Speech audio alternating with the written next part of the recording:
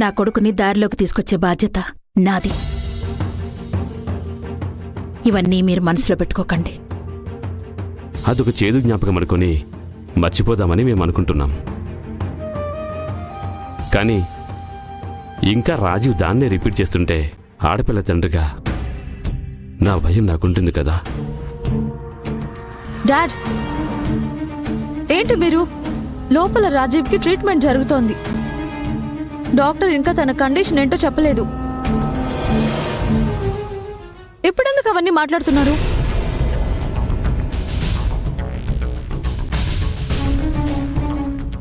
Aunty ఎంత బాధపడుతున్నారో చూస్తున్నారు కదా. ఏమైనా అనాలనుకుంటే జ్యోతిని అనండి, రాజీవ్ని కాదు.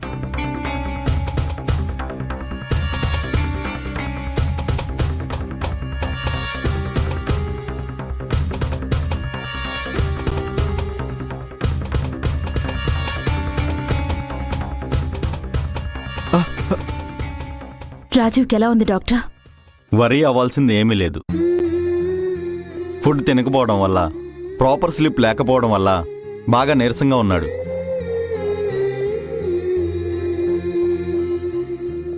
మెడికేషన్ ఇచ్చాను, రెస్ట్ తీసుకుంటే సరిపోతుంది.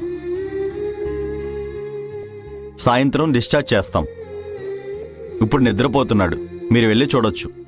పేషెంట్ని మాత్రం డిస్టర్బ్ చేయకండి. అలాగే.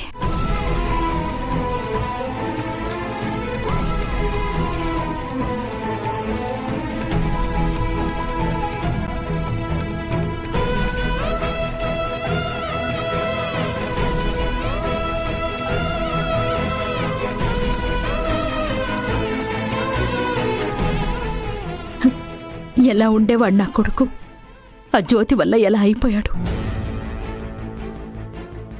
రాజకుమారుల్లా ఉండేవాడు. నువ్వే నాకు కావాలి అని దానింటి ముందు హీనంగా నిలబడి దీనంగా అడుక్కునే స్థాయికి దిగజారాడు.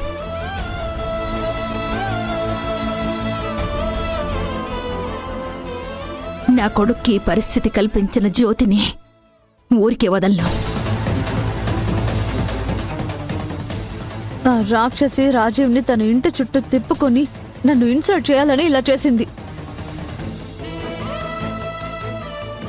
అందుకే రాజీవ్ తన ఇంటి ముందు పిచ్చోళ్ళ నిలబడి ఉన్నా సరే నాకు ఫోన్ చేసి ఒక్క మాట కూడా చెప్పలేదది. అన్నీ డ్రామాలే. జ్యోతి ఇంత శాడిస్ట్ లాగా బిహేవ్ చేస్తుందని నేను అసలు అనుకోలేదు. తన మాట తీరు ప్రవర్తన చూసి బస్తీలో పెరిగినా కూడా విలువలు తెలిసిన అమ్మాయిని నేను నమ్మాను. నా కూతురు లాంటిదని విలువిచ్చి తప్పు చేశాను. అసలు ఇదంతా ఏం సాధించాలని చేస్తుందో నాకు అర్థం కావటం లేదు.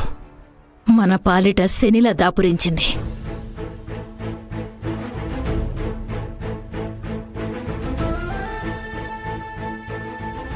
జ్యోతి పట్టించుకోదన్నా అంటే వినకుండా వెంటపడి ఆమె దృష్టిలో చులకనవుతున్నాడు. వీళ్ళందరి చేత మాటలు పడుతున్నాడు. నాకసలు ఈ పెళ్ళే ఇష్టం లేదు అంటుంది. రాజీవ్ తాళి కట్టే విషయమే తనకి తెలియని అమాయకురాల్లా మాట్లాడుతుంది.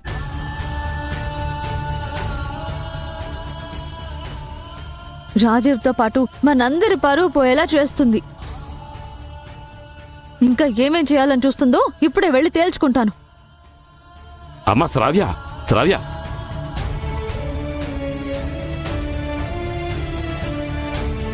శ్రావ్య ప్రవర్తన చూస్తే భయమేస్తుంది సిస్టర్. తనకి రాజీవ్ అంటే ఎంత ఇష్టమో తెలుసు గాని పెళ్లి చెడిపోయిన దగ్గర నుండి తను పడుతున్న ఆవేదన చూస్తుంటే అర్థమవుతుంది.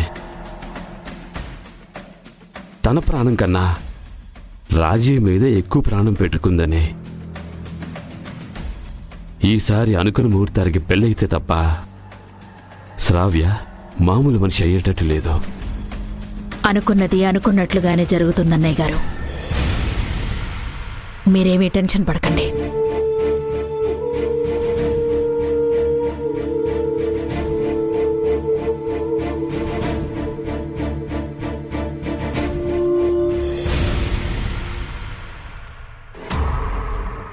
జ్యోతి, నువ్వేమో దొరబాబుని దూరం పెట్టాలనుకుంటున్నావు. ఆయనేమో నీకు దగ్గర అవ్వాలని, నిన్ను కాపురానికి తీసుకెళ్లాలని తెగ ప్రయత్నం చేస్తున్నాడు. ఇంకోవైపు శ్రావ్యకి నీ మీద ద్వేషం పెరిగింది. దీని మీద నీ నిర్ణయం ఏంటి? ఈ సమస్యకు పరిష్కారం ఏంటి? నాకు నమ్మకం పోయింది రోజా. నా నిర్ణయం శ్రావ్య దొరబాబులు పెళ్లి చేసుకుని ఒక్కటవ్వాలని. అదే ఈ సమస్యకి పరిష్కారం కూడా. వాళ్ళిద్దరూ భార్యాభర్తలు కావాలని మనస్ఫూర్తిగా కోరుకుంటున్నా కూడా అందరికీ మాత్రం నాదే తప్పనట్టుగా అనిపిస్తుంది. నాకేం చేయాలో తెలియట్లేదు. దొరబాబు నిన్ను మనస్ఫూర్తిగా ప్రేమించాడని, శ్రావ్య కోసం నువ్వు నీ ప్రేమను త్యాగం చేశావని అందరికీ తెలిసిపోయింది జ్యోతి. అందుకే నీ ప్రమేయం లేకుండా దొరబాబు నీకు తాళి కట్టినా కూడా మీ ఇద్దరు కలిసి డ్రామాలు ఆడుతున్నారనే ఆ ఫీలింగ్ అందరికీ ఉండిపోయింది. అవును, ఇక్కడ బాధ ఏంటంటే శ్రావ్య కూడా అదే అనుకుంటోంది. ఆ జ్యోతిని అడ్డు తొలగిస్తే తప్ప రాజీవ్ నన్ను పెళ్లి చేసుకోడు.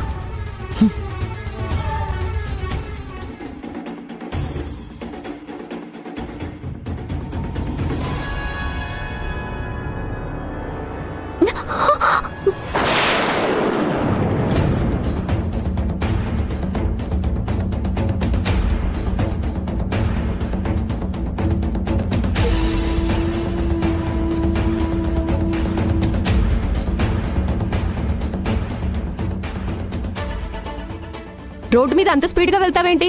నేను జ్యోతిని పక్కకు లాగాను కాబట్టి సరిపోయింది, లేకపోతే ఏమై ఉండేది? రోజా, శ్రావ్య, రోడ్డు మీద ఏంటిది? అందరూ చూస్తున్నారు. ఏదైనా ఉంటే తర్వాత మాట్లాడుకుందాం. ఓహో, నీ దాకా వస్తే పరువు, మాది పరువు కాదు. రాజీవ్ని మీ ఇంటి బయట రోజంతా నిలబెట్టి జనాలు చూస్తున్నప్పుడు ఏమైందా పరువు? అది కాదు శ్రావ్య. నోర్మోయ్.